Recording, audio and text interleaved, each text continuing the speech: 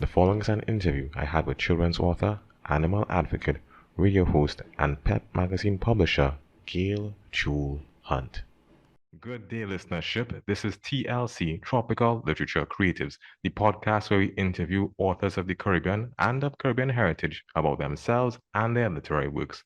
This time with us, we have the genial Gail Hunte with us at this time. Gail, welcome to the program. Welcome, thank you. Okay, well, Gail, what we usually ask on the program is for persons, we pretty much give a scenario where it is that we ask persons when you're visiting the island, what would you recommend that persons try when they come to your island? Okay, so hi listeners. I'm Gail Hunte, as Kevin said, and I'm really happy to be on the show. In terms of visiting the island, well, I used to be a visitor myself because I'm from the UK. I was born in London, and my mum's from Barbados and my dad's from Jamaica. So Oh, as a tourist, I could say that I used to visit Barbados as a tourist. I was actually visiting my grandparents. But what I would be doing would be, behaving like a tourist. And I would do tours. And I used to go to Harrison Caves, Rochman Hall Gully, the Botanical Gardens.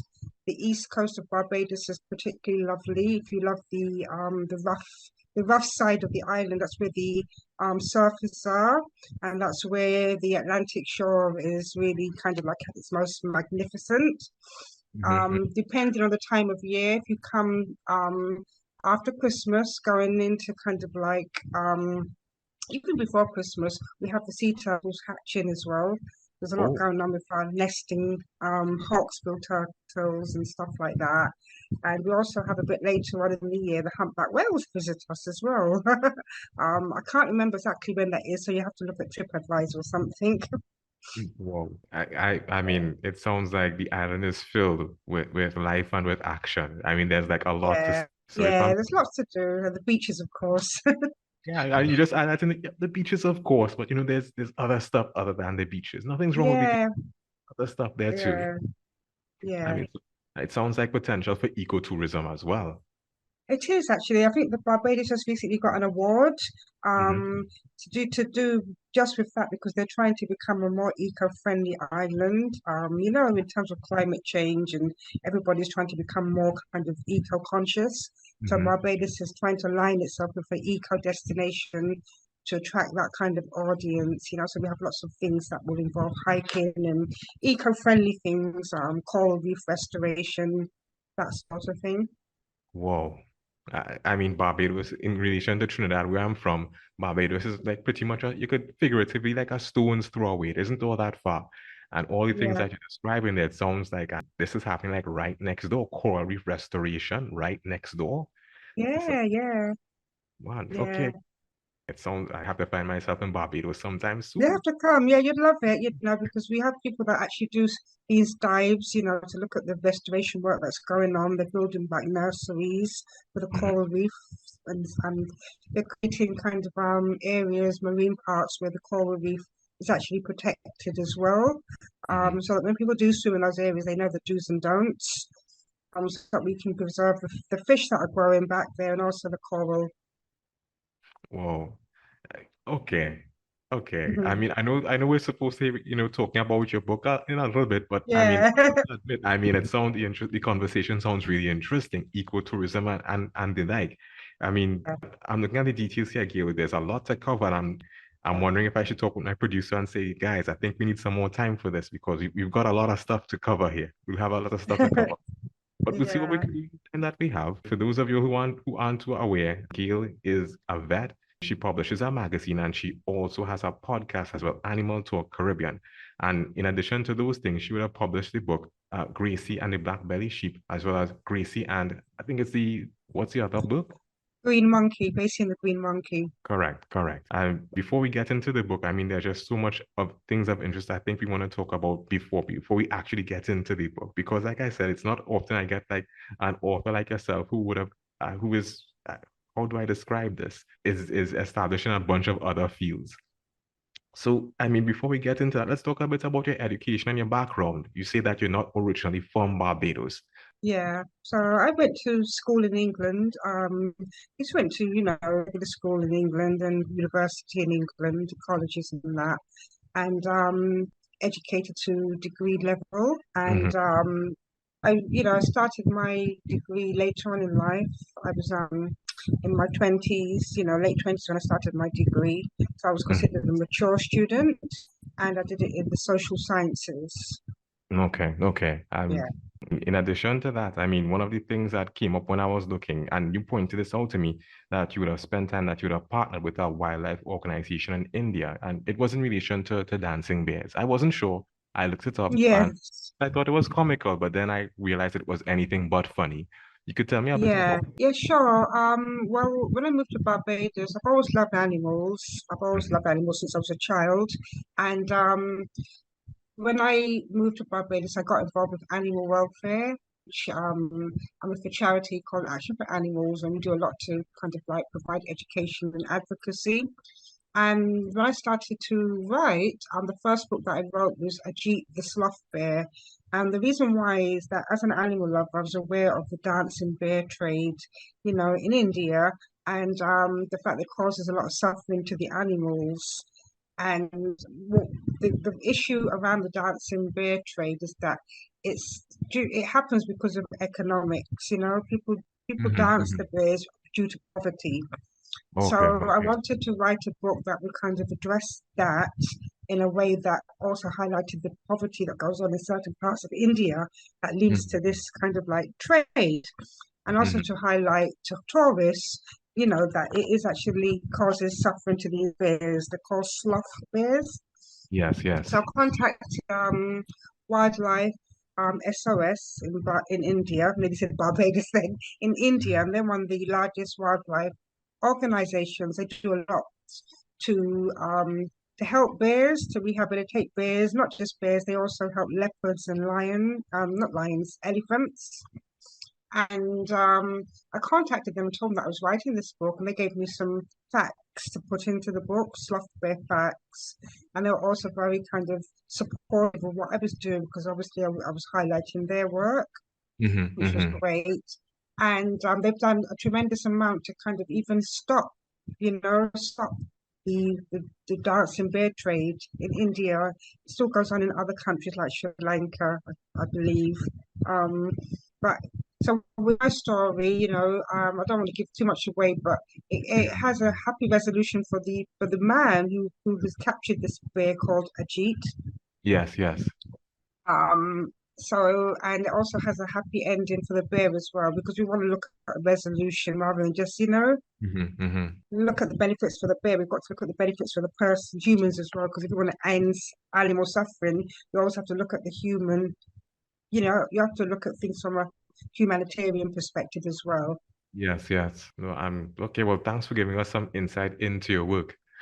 It sounds like it's something that you're really involved in. So I'm curious, when did you get time to put together a children's book, or even why go into the realm of going into writing for children? Yeah. So I mean, I have to say that I'm a very eclectic writer because I write across the board. I've, I've written stuff, lots of articles. I've written over 100 articles that have been Yeah. published in Barbados, to do with health and things like that. And I also used to write short stories and poems. And I thought to myself one day, well, because I do love animals, maybe it might be good to write a story that promotes animal welfare in an educational way for children. So that's why I decided to give it a go. And I began with Ajit because I had done research into thinking what kind of wild animal, and the dancing bear seemed like a good one to begin with in India. They're living in Barbados. I wanted to write a book where children could see themselves, children of color could see themselves. And that's when I started to get into the Gracie series. Okay, okay. And how has the reception been since the book has been written? I mean, are you able to keep track of sales? How has the feedback been? With the Gracie series, I was very fortunate. What happened with the Gracie series that I reached out to the Barbados National Cultural Foundation, Mm-hmm. and the Barbados National Cultural Foundation give out grants to artists, to creatives, Ah, depending on what you're doing. So I ah. reached out to them and told them that I would like to begin a series, and so they sponsored the book, so to speak. So they helped with me with finding an illustrator, and an editor and things like that. Mm-hmm. And it was really, really great. So once I had published the book, then Yes. I then had it on Amazon, Mm-hmm. Mm-hmm. and the sales were steady with the first book, Gracie and the Green Monkey. Gracie and Mm-hmm. the Blackbelly Sheep, I haven't really started, to be honest with you, I haven't really had any time to do much promotion with there. But what's happened is that Gansey, I don't know if you've heard of Gansey. They're a Mm-mm. company based in Barbados, but I'm not sure if they have affiliates in the Caribbean, but they specialize in providing products for tourists. So Oh, you know when you get your t-shirts and your key rings and you know your yeah. bags and things like that, and they will sell those things at strategic locations where tourists frequent. Well, Yes, yes. I reached out to them and asked them if they would want to become a distributor for Gracie and the Green Monkey, and That is happily fun. they said yes. Yeah. So they they they they have they've bought quite a few books and they're waiting for another order. I need to get some more books in the island for them because I want to Mhm. do more distribution. And Days Bookshop as well. I've also sold a few books. I'm not sure how many, Well, but that they've sold as well. And Woolworths as well. I've also stocked the books. no, that's great. I mean, you're one of the few. You're one of the one of the ideas or the perspectives of the program is that the authors themselves, their literature, they could actually act as ambassadors or even like cultural ambassadors for tourism in the Yes. and that they operate in because you're not the first person who has brought this up. There have been a couple of persons on the show. When it is that you Yeah. read, they tell you about the island, interesting things about the island, and I'm thinking to myself, if it is I'm coming to the island and I read a book like this, I'm like, I want to take some of this back home to my family. Or Yeah, that's right. Yes. yeah, Yeah. so So with the that's exactly it. Yeah, with the green monkey, that kind of helps to promote the Barbados green monkey, which is mhm. our national one of our national animals, Ah, and also the Barbados black-bellied sheep promotes the ah, Barbados black-bellied sheep, which is a really, a strategic, well, how can I put it? It's a very essential kind of like one of our most loved kind of animals, and essential to mhm. farming, agriculture, and livestock farming. The Oh, black belly sheep is tied with that.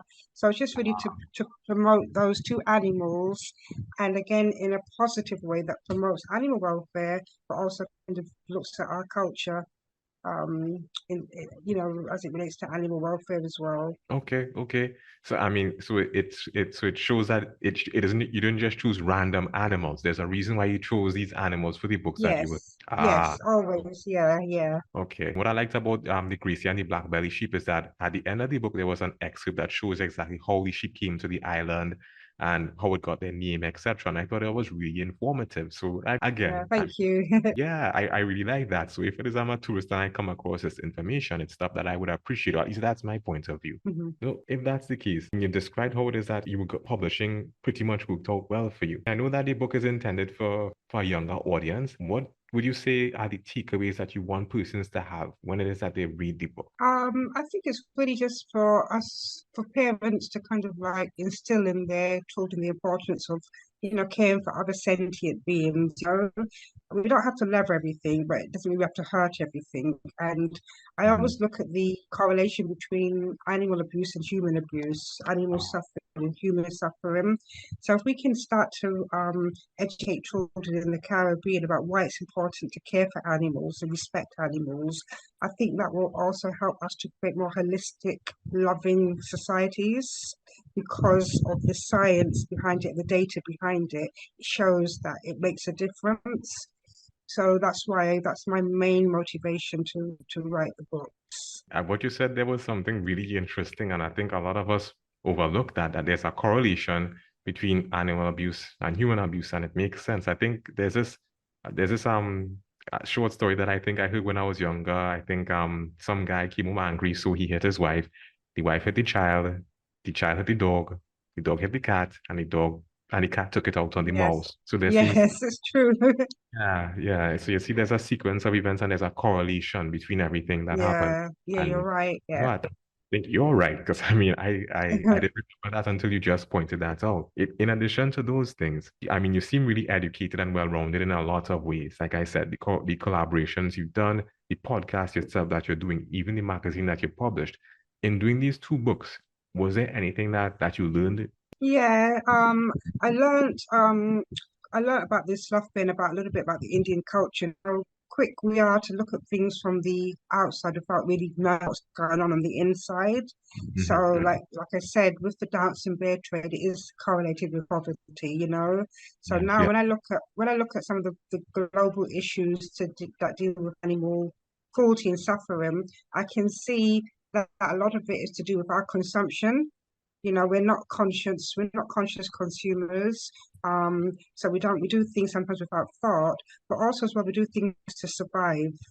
So how can we help humans to survive in a way that's not going to be, you know, degrading and draining the planet and also creating even more further suffering? Hmm. How can we kind of direct that behavior in a more positive way? That's one of the things that I learned. And also I learned a little bit about our, you know, our livestock in Barbados because I had to do research to find out about the same as you, to find out a bit Hmm. about the black-bellied sheep and that. I contacted can't remember the name of it, but they're based in America. They're affiliated with the Black-bellied Sheep Associations in here in Barbados, and that was interesting as well. So yeah, you always learn something when you're doing these books, and then I also connected with folks from Hunte, and they provided some really interesting facts about the Barbados green monkey, like their breeding system, how they migrate and move around during the day, how the family structure is set up, why you know it's not a good idea to kill the alpha males or the females, you know, because their family structures are very similar to humans. So Oh. if you kill the alpha males and females, it causes Hmm. complete and utter disruption because the younger ones have no direction. Yes, yes. Um, it causes chaos, you know. So it was interesting to learn about that, and also the alternatives, which is because in my book the alternative is to plant fruit trees. You know, if you don't want monkeys to be raiding your, it sounds like common sense, but sometimes common sense isn't very common.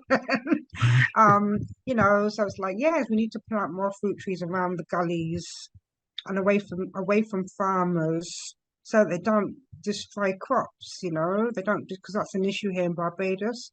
Farmers do have their crops destroyed and their produce stolen or taken from, you know, by these primates. So it's looking at solutions. The intent was to just interview and stuff, but I feel like I'm getting like a lesson in the Uh, Barbados and everything, and that goes to the same for listeners. And no, we're not shirking it. It's good stuff. It's good information. Just curious, with regard to the publishing process, I mean, was it seamless? I mean, were there any kind of hiccups in any form or fashion? well, for Ajit the Sloth Bear, I actually worked for a publisher in the US, and she publishes books related to animal welfare. So I reached out to her. She handled the publishing side there for me, and there wasn't any hiccups at all. You know, she found an illustrator. Initially, I had wanted to work with an illustrator who is from India, and if you see his artwork, you'll see why. It's absolutely stunning artwork, very lifelike, very beautiful. And he had made a start, but then what happened was he wasn't able because of his demand. Hmm. He Hmm. wasn't able to. He was the process was too slow. He was moving too slow. So she found another illustrator, and that changed the image of the book because I went from kind of like more lifelike looking sloth bears to more cutesy ones. And I wasn't Hmm. sure how I felt about that at first, but then I realized that for children, you know, it's really that will help to draw them in, but it's the messaging, it's what the story is about, the content. So that helped me, you know, to kind of accept it. But I'm looking at possibly doing a second edition and maybe working with another illustrator to get a more lifelike, you know, less cutesy look of these sloth bears. Hmm. Um, because they are wild animals. You know, they can be quite ferocious, and I want to convey not in a scary way, but just for children to be educated to see exactly what the sloth bears look like, you know, and that kind of thing. Yeah. So the other thing as well, is that with the second book, what happened there was like I said, I went with the National Cultural Foundation, and be with the National Cultural Foundation, they kind of helped me with the process, you know, that made life a lot easier for me. I then was able to work with an editor in the UK, Connected Pens, and she was able to handle that side of it for me, the formatting, getting the books uploaded to Amazon, getting worldwide distribution, through Gardeners, she used Gardeners, and that was stuff that I didn't know anything about at the time. So that took a lot of the weight off of my shoulders. So I could just focus on the writing. And she also found a really great illustrator who's done both of the books. Sasha Abbey, she did both of the books. So that was good. Okay, okay. Just curious. I really like the book, and I think it's really interesting for persons of a particular age group. What would your thoughts be if your books, if your literature were to be adopted by the educational system to help teach persons about the theories and facts that you would have spoken about, and even to help them with reading on the whole? Yeah, well, definitely. I mean, because I chose the words and the content very carefully to help children to learn certain words and the meanings, and also for them to be educated, you know, in general, because it's not just about animals. In the Gracie series, it's about the relationship between Gracie and her mum as Mm-hmm, well, you mm-hmm, know, because Gracie's mum is teaching her daughter how to mm-hmm, care for animals and why it's important. mm-hmm, Because Gracie wants to keep the monkey, you know, and her mum's got to educate her as to why you can't keep a monkey as a pet. That's part of the story. So I think it'd be really great if the mm-hmm, books do go into schools, as part of, you know, as part of their education curriculum when it comes to the sciences, animal welfare, etc. That'd be great. mm-hmm. Okay, okay. And if it is persons wanting to get copies of your books, I know that you're getting stuff printed right now, but if it is that persons wanted to get copies, where could they get some? Yeah, at the moment they will be able to get them. I do have the distribution from online bookstores, so you're looking at Amazon, and all of the others, you know, the ones that you would know, Waterstones, um, the ones that are well known, and some that are not so well known. 'Cause I saw one of the books pop up on a South African online bookshop as well. So if they do a Google search, with the book title, they should be able to hopefully come up, or they can go directly to Amazon and order it. And all the books are available in Kindle, so they can read them on their tablets as well as paperback. Um, Ajit the Sloth Bear is also available audio, which is Ah, really great. okay, okay. For persons who are listening to this program who are interested in your work and who, for example, want to maybe follow in some of the areas of expertise that you seem to be in, what advice would you give to them?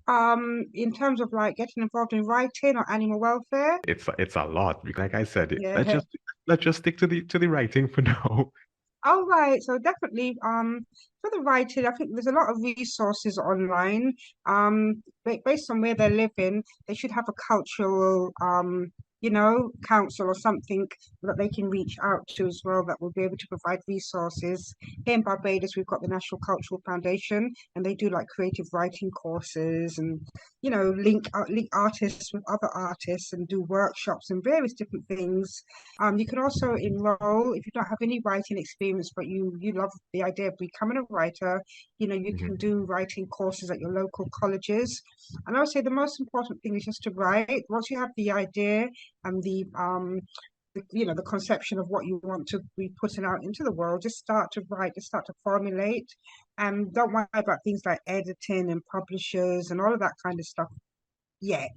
The most important mhm, thing is just to get into the habit and practice of writing, and you know, writing stuff that you yourself would read, you know, that you yourself would want to read. And then once you've done that, then there's lots of stuff on the internet, because the children's publishing world can be a little bit daunting, because there's different avenues you can take. There's a self-publishing avenue, and then there's going the traditional way with a publisher, finding a literary agent, finding a publisher. That takes a lot longer, it's a lot harder, but obviously there's benefits to that as well. So I would say do the research, connect with your local colleges and your local cultural clubs or anything that's, related, even from your own writing groups. You can even form your own writing groups and meet with other like-minded writers and Mm-hmm. start there. It's lonely, it can be a bit lonely, so you do need to kind of like connect with other artists to stay motivated, I believe. Ah, okay. And I like that part. I like that part. But that's pretty much it. Thank you very much for your advice to the persons listening. And we hope to hear more positive things about you and about the work that you do. And for those of you who are interested, Gail gave a whole bunch of reasons why we should visit Barbados. So if it is that even you don't listen to the book or even read the book, visit Barbados. We have Yeah, reasons. sure. Yeah, yeah. Well, thank you so much, Kevin, for having me. I really enjoyed my time spent with you, and I'd like to thank my listeners as well for tuning in with us as well. Thank you. Okay. All right. Goodbye. Bye bye. You've been listening to TLC, Tropical Literature Creators. If you've heard something of interest or something you like, reach out to us. Reach out to our authors. Follow us on social media. We look forward to hearing from you.